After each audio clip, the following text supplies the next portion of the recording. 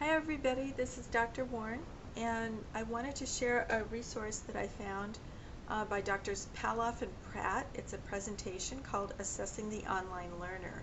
It's a robust, really excellent presentation that you can look at in more detail. I just want to highlight a couple of main screens for you that will help to solidify your understanding of learning outcomes, learning objectives, and then the assessments that measure learning. So Palloff and Pratt are well-known educators, online educators. They've been around for quite a while, have published several books, articles, journals, etc. I want to go first to this cycle of course design and point this out to you. The cycle moves from the purpose of the course to learner characteristics, learning objectives, course activities, student assessments. Starting with the purpose of the course, this is the overall goal of the course. This is what you want your students to be able to do once they've taken your course or your training. Typically the goal is very broad and big, and so there's a series of skills that go into that overall learning from your course. So those mini skills are called competencies, and these are your course outcomes. These competencies are what students are going to be competent in, skills that they can do. A series of skills go into this overarching goal of what the course will teach.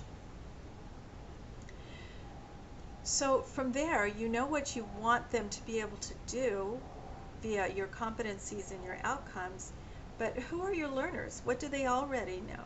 So now we go to the learner characteristics. Maybe they are English as a second language learners. So maybe you don't want to assess them using written essays. Instead, perhaps you want these learners to be able to demonstrate something rather than write something. So based on your learners, you're going to develop these objectives. The objectives are going to measure those competencies from the course outcomes, but they're going to do it very specifically. You're going to know that you've got English language learners, so your learning objectives are going to be more, students will demonstrate those competencies rather than write to demonstrate those competencies. So you will see them performing those competencies as opposed to writing them out in an essay format. So the learning objectives based on your learner characteristics will then determine the activities. And from there, those activities will be measured via the assessments. Again, the assessments are going to measure the learning objectives which reflect the competencies. Okay, very quickly.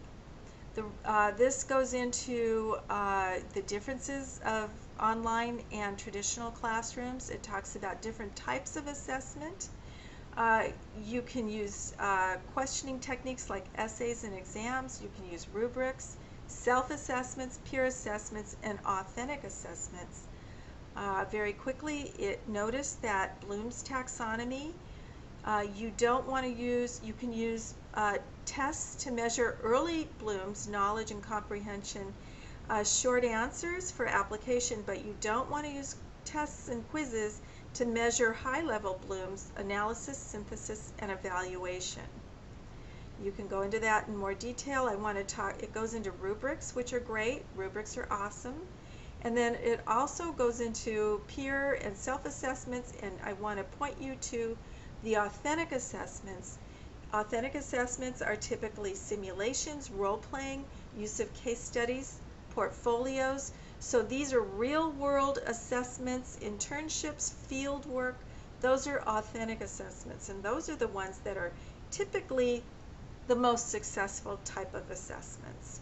I want to stop there, and in part 2 I will go into objectives and outcomes, comparing them and how they feed into each other.